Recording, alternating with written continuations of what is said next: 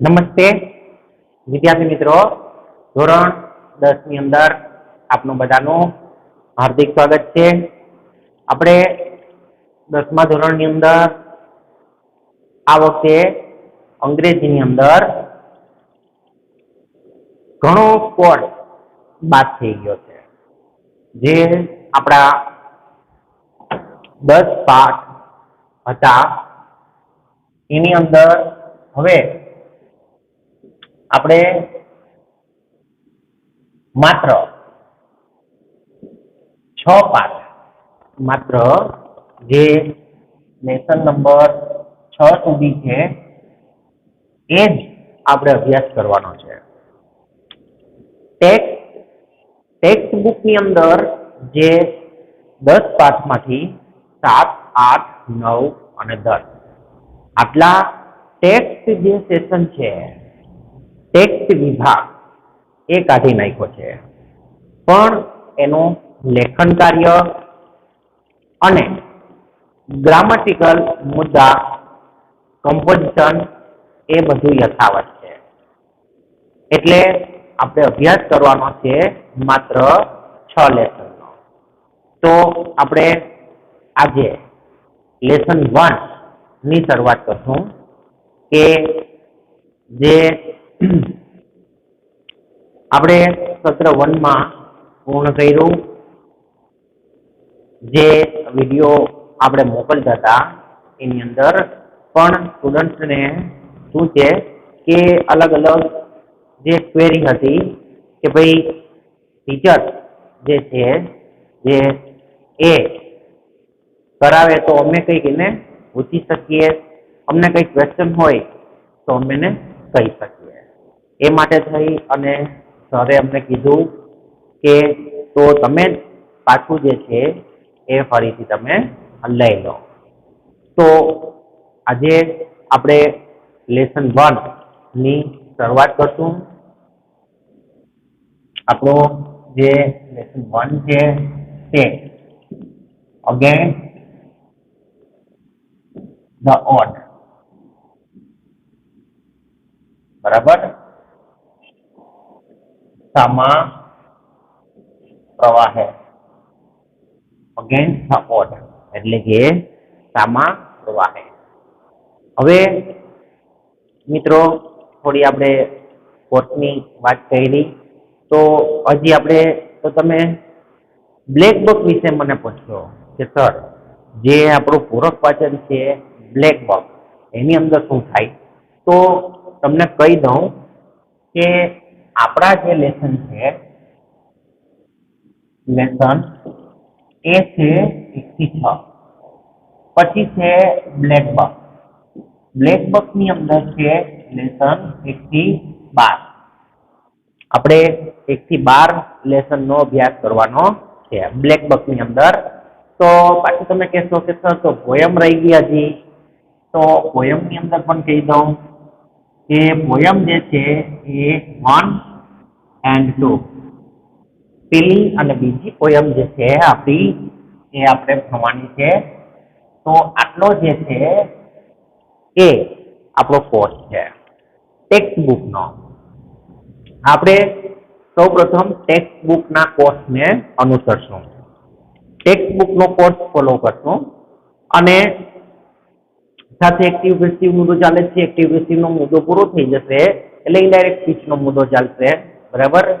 તો બે જે મોટા મુદ્દા છે ઇનડાયરેક્ટ સ્પીચ અને એક્ટિવ પેસિવ, એ તો આપણે સાથે સાથે ચલાવીએ છીએ, બરાબર. પણ એની સાથે આપણે જે છે એ પાઠ પણ કન્ટિન્યુ કરશું. એટલે શું છે કે આપણે પૂરું થતું જાય એ માટે થઈને, બરાબર. પછી તમે ક્વેશ્ચન કરશો કે ગ્રામર અને કમ્પોઝિશન, તો મેં કીધું કે સંપૂર્ણપણે છે. એ માટે આપણે પેલા આપણા ટેક્સ્ટ બુકને અનુસરી લઈએ, ત્યારબાદ જે પ્રમાણે આપણને સૂચના આપે એ પ્રમાણે કરશું, અથવા તો જે છે એ અપેક્ષિત બહાર પડે તો એ પ્રમાણે આપણે કરશું. નવી પેપર સ્ટાઇલ આવે તો એ પ્રમાણે, કારણ કે જે પ્રમાણે સરકારથી ડિસિઝન લેશે એ પ્રમાણે આપણે આગળ વધશું, બરાબર. અત્યારે જે છે એ આપણે આપણો પાઠ શરૂ કરીએ. Against the odd. Against the odd.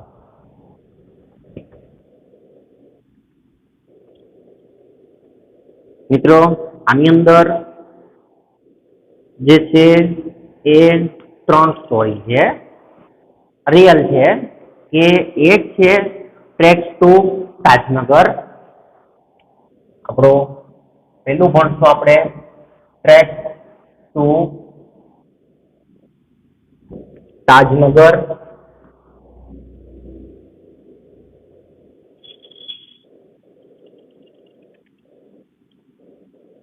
Tajnagar સુધીના પાટા, રેલવેના પાટાઓ, બરાબર. પછી બીજું છે સીતાપુર લાઇટ. સીતાપુર લાઇટ એટલે સીતાપુરની લાઇટ. અને પછી છે પલક્કડ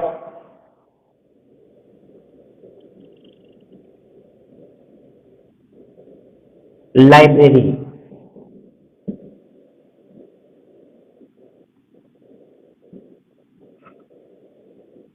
પલક્કડની લાઇબ્રેરી. લાઇબ્રેરી એટલે પુસ્તકાલય. પલક્કડનું પુસ્તકાલય. પુસ્તકાલય થોડું આમ વિચિત્ર લાગે એટલે આપણે લાઇબ્રેરી બોલતા હોય જનરલી, એટલે બરાબર.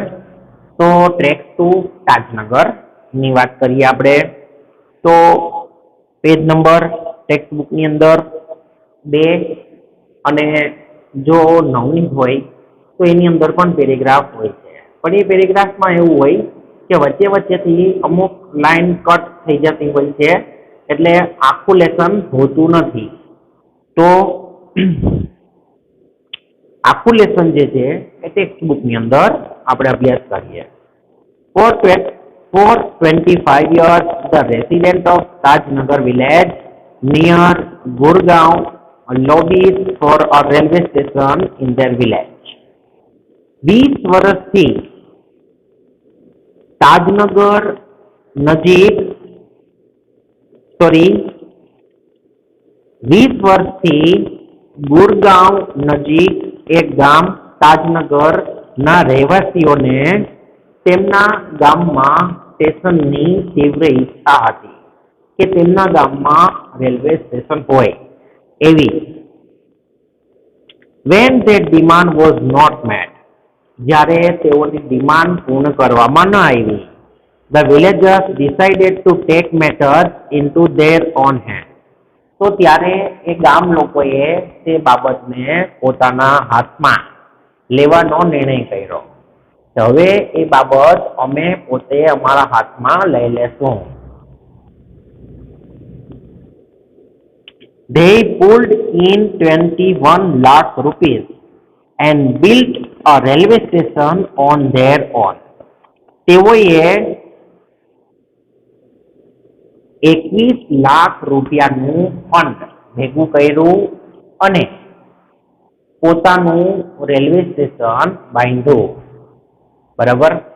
પોતાના ગામ લોકોએ પોતાના પૈસાથી રેલવે સ્ટેશન ત્યાં બંધાયું પોતાના ગામની અંદર તાજનગર.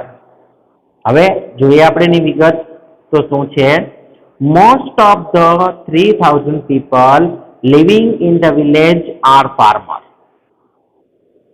તે ગામની અંદર રહેતા 3000 લોકો માના મોટા ભાગના છે તે ખેડૂતો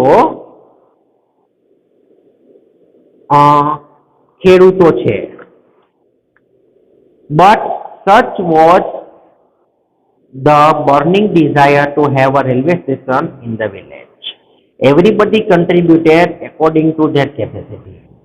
પણ જે એ લોકોને પોતાના ગામની અંદર રેલવે સ્ટેશન હોવાની જે એવી પ્રબળ ઈચ્છા, જેના લીધે દરેક વ્યક્તિએ પોતાની શક્તિ મુજબ ફાળો આપ્યો. જે ફંડ ઉભું કરતા હતા એની અંદર ranging from 3000 rupees to 75,000 rupees. એની રેન્જ કેટલી હતી ફાળો આપવાની? તો કે 3,000 રૂપિયાથી લઈ અને 75,000 એટલે કે 75,000 સુધીની રકમ તેઓએ ફંડમાં આપી એટલે કે ભેટ આપી. They donated the money for the station and we started the construction in January 2008. જોજો ની અંદર જાન્યુઆરી 2008 ની અંદર એ લોકોએ કામ શરૂ કર્યું કે ભાઈ તેઓએ પૈસા દાન કર્યા રેલવે સ્ટેશન માટે અને અમોએ જાન્યુઆરી 2008માં કામ શરૂ કર્યું. સેડ રણજીતસિંહ, અ ફોર્મર વિલેજ સરપંચ.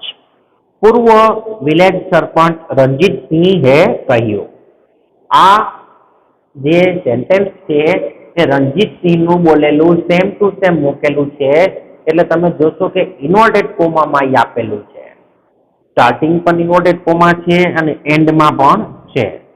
2008 એ જુઓ એના પછી પૂરા થઈ જાય છે અને ધે ડોનેટેડ ત્યાં ચાલુ થાય છે.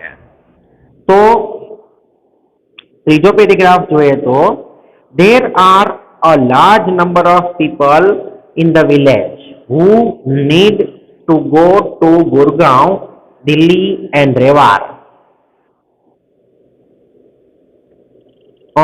મોટી સંખ્યામાં લોકો છે જેઓએ ગુરગાંવ, દિલ્હી અને રેવાર જવું પડે છે. There are students who go to colleges. ત્યાં વિદ્યાર્થીઓ છે કે જે કોલેજે જાય છે. Till now we had to either go to Helimandi or Patli to catch a train. અત્યારે પણ અમારે હેલીમંડી અથવા તો પાટલી ટ્રેન પકડવા માટે જવું પડતું. Both the stations are 6 kilometers away from Tajnagar. તાજનગરથી આ બંને સ્ટેશન છે તે 6 કિલોમીટરના અંતરે છે. બરોબર.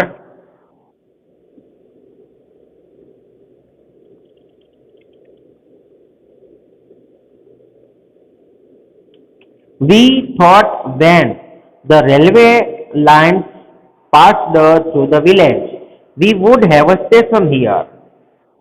અમે વિચાર્યું કે જો કે અહીંયાથી રેલવે લાઈન પસાર થાય છે તો અમારે સ્ટેશન હોવું જોઈએ. તો શા માટે સ્ટેશન ના હોય ભાઈ? કારણ કે ગામમાંથી પાટાની લાઈન તો પસાર થતી હતી એ માટે. But that didn't happen.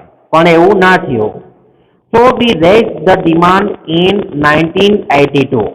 તેથી અમે 1982માં અમારી ડિમાન્ડ વધારી. And have been continuously asking for it. અને સતત અમે કહેવા માટેનું ચાલુ રાખ્યું. મીન્સ કે સ્ટેશન બંધાવવા માટેની ડિમાન્ડ છે તે ચાલુ રાખી. But the railway told us that they did not have funds. પરંતુ રેલવેએ અમને કહી દીધું કે અમારી પાસે ભંડોળ નથી. So finally we decided to craft our own destiny. તેથી આખરે અમે નક્કી કર્યું કે અમે અમારી મંજિલ ખુદ નક્કી કરશું. મીન્સ કે અમારે જ્યાં પહોંચવાનું છે ત્યાં અમે ડિસાઇડ કરશું. બરાબર. અમારું ભાગ્ય અમે બનાવશું. Said Hukamchand, a member of the committee. હુકમચંદે કહ્યું, મેમ્બર આ કમિટી જે સમિતિ છે એનો મેમ્બર એક. As a result, the panchayat passed a resolution in 2008. પરિણામે 2008માં પંચાયતે એક ઠરાવ પસાર કર્યો, saying that since the railway was not able to build a station for them, they would do it for themselves and with their own money. કે એવું કે તો ઠરાવ પસાર કર્યો કે જો રેલવે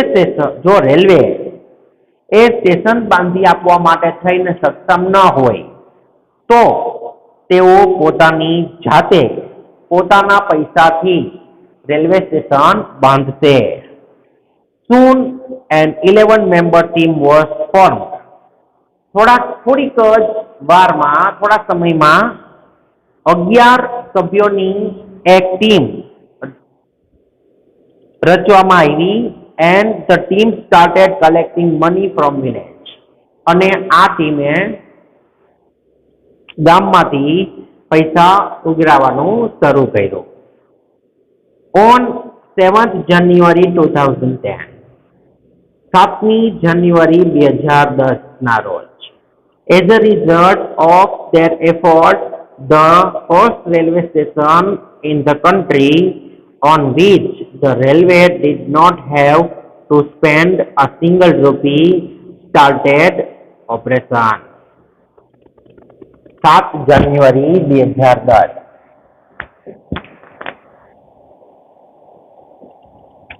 7 જાન્યુઆરી 2010 ના રોજ જે છે એ તેઓના પ્રયત્નોથી દેશની અંદર એવું પહેલું રેલવે સ્ટેશન કે જેમાં રેલવેએ એક પણ પૈસો ખર્ચો નહોતો તે ક્રિયાત્મક શરૂ થયું, ત્યાં કાર્યશીલ થઈ ગયું.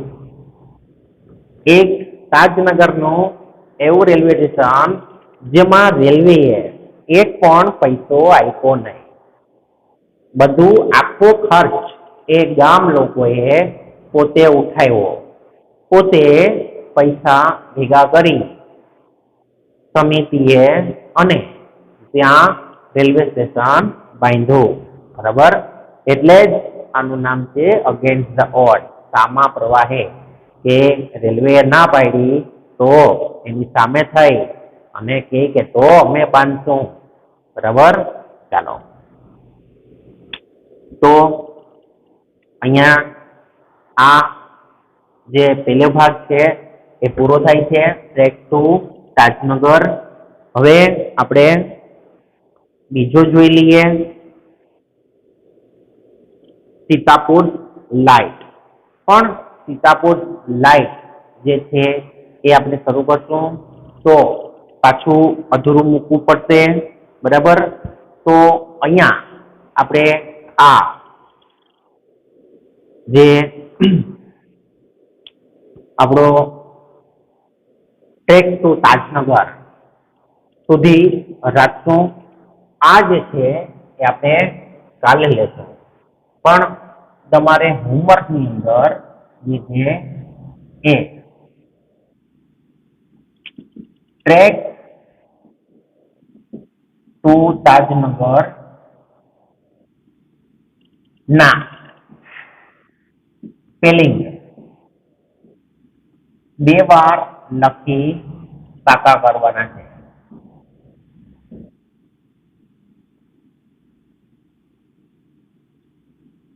પાકા કરવા, ટ્રેક ટુ તાજનગર. અને ત્યારબાદ જે છે એ આપણે આના પછીના વિડીયોની અંદર સીતાપુર લાઇટ ની શરૂઆત કરશું.